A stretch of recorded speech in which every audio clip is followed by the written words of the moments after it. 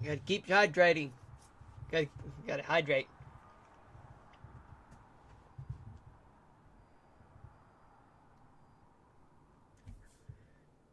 Yeah, I think I may have found the weather topic of the day, which happens to be a weather station. One of those things I've showed you so far. Wind barbs and cloud coverage and such.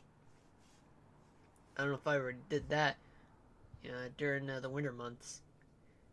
Anyway, we do have a trough, an upper level low that's located in over Lake Huron, a ridge over Texas, a trough over the southeast, and an upper level low over the coastal part of the Pacific Northwest. What does this mean?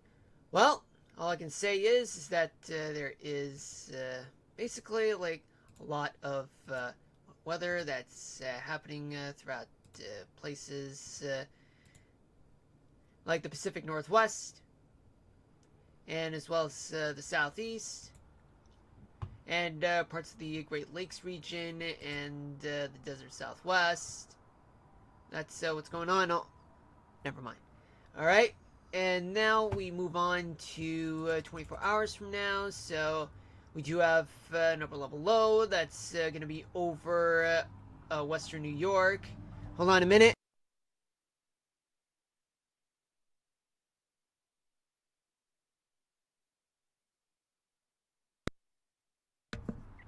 Okay, there's a large upper level low just over the southeast, and all this plays a factor in the big talk about the nor'easter that's going to happen starting in the later part of the weekend and going into early next week.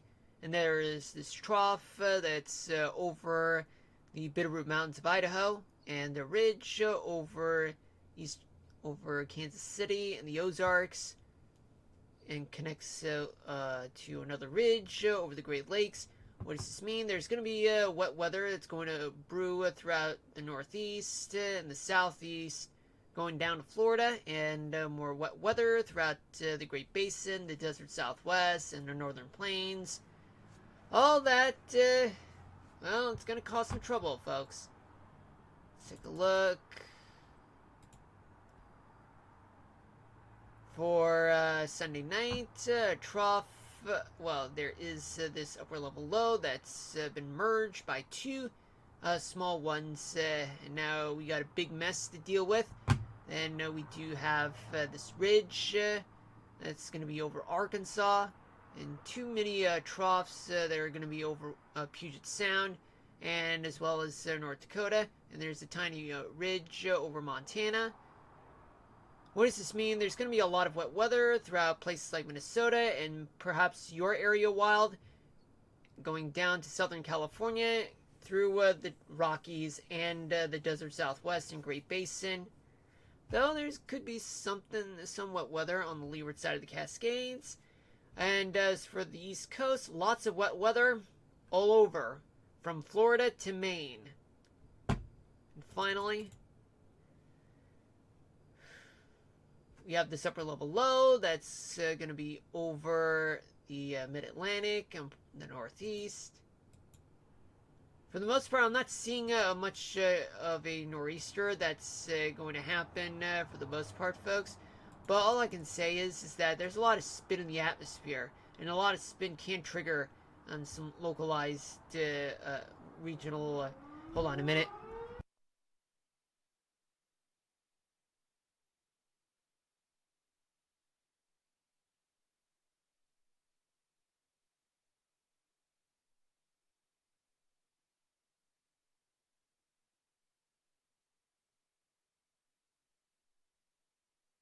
All right, I'm back.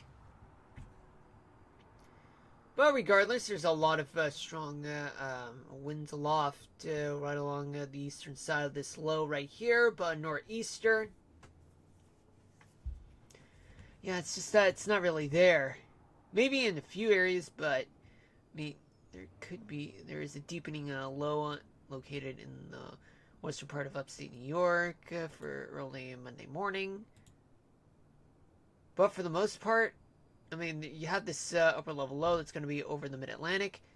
And there is an upper level high just situated over the western side of the Gulf, an upper level low over northern California in the Pacific Northwest, and another one to the north of the Great Lakes region. And the flat ridge just connecting from the upper level high to Montana and even into Washington State. What does this mean? There's going to be wet weather throughout California, all the way to the northern plains and parts of the Great Lakes region. And that could be you, Wild. That could be you. I don't know why I did that. Anyway, on nor'easter, I mean, I might have to look that up in the.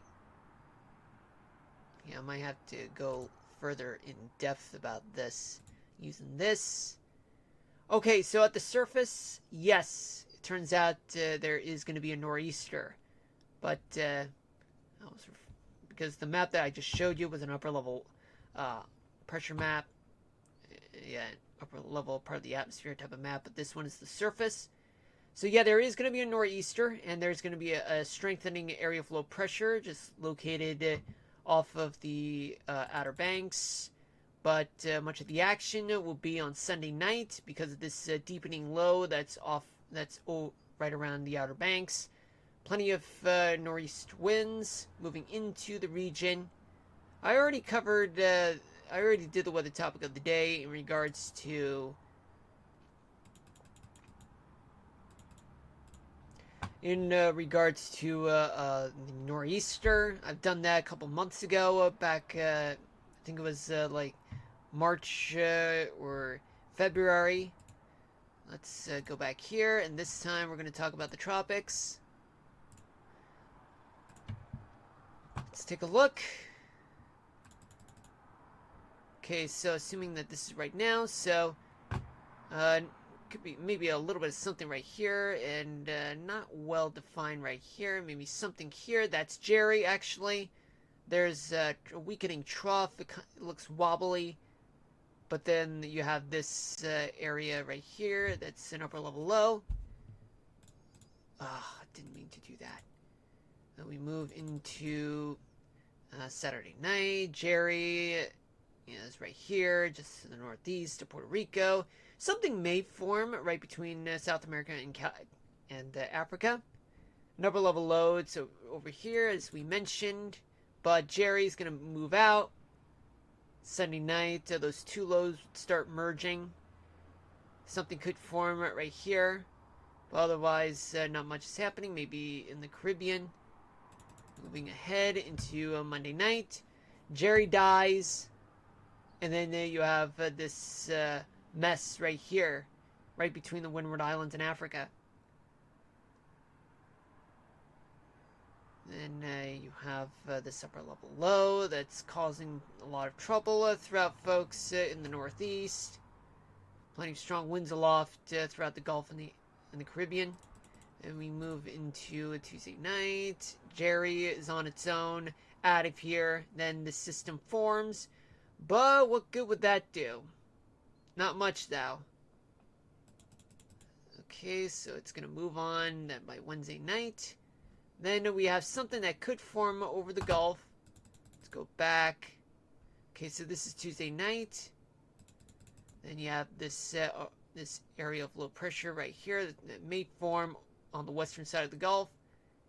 Then by Thursday night, then you have this. It's going to make its move into Texas, but as a big rainmaker, though, and nothing much is going to form.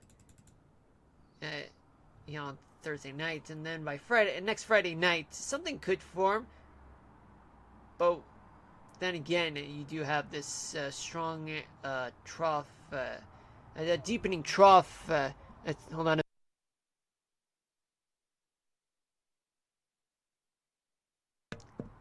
Okay, why do you look for when trying to predict if a tropical storm might form? Well, actually, it just happens. Like when you see like a bump like right around here that may have a chance of developing. Hold on, never mind. Yeah, because there's just too much distractions going on. Hold on.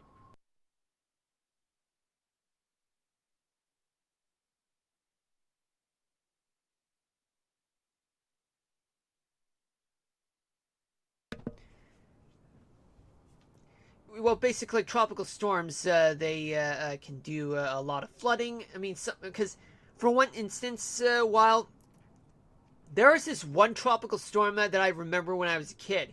One tropical storm had its name retired. At that time, it was the first ever that actually had its name retired just because it dumped so much rain, just about a shitload of rain, like as much as like 40 inches of rain or more.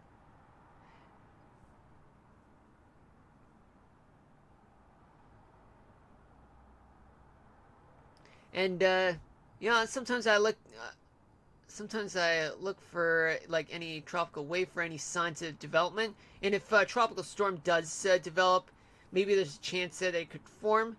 But yet, in some instances, like you have this strong upper level winds that's surrounding the system, it may determine the fate of a tropical storm. If the storm can weaken its low pressure area, then it can defy the upper level winds. But if those upper level winds are too strong for the system to develop and can't weaken its low pressure center, then what's the point? But I like to go. I like to study. Just looking into the storm just to see if it can grow into a behemoth. I mean, I've been doing this for not just during the stream, but way before that. And when I was studying at school, I learned a lot more about how the process actually works. You know what I'm saying, Wild? Okay, so after that, it's all a guessing game. And not only that, Wild, but also compare and contrast the models, the European model, the American model, just to see if a storm can develop. But if there's any disagreements, then there really needs to be a lot more investigation in. There needs to be a lot more, a lot more interest that needs to be taken in regards to any tropical storms. Okay, so this is tonight. Fast forward to like here. Something may form. It's barometric swamp for the most part. Then something may form here. Then by Monday night, definitely is something. Tuesday night. Maybe something here. Actually, this is Wednesday night, but this system might die because, this strong upper level winds in the upper latitudes that could kill the system, take it out. Then Thursday night. Thanks for the answers. I enjoy learning about this stuff, and no problem. Thank you so much for expressing your curiosity. Yeah.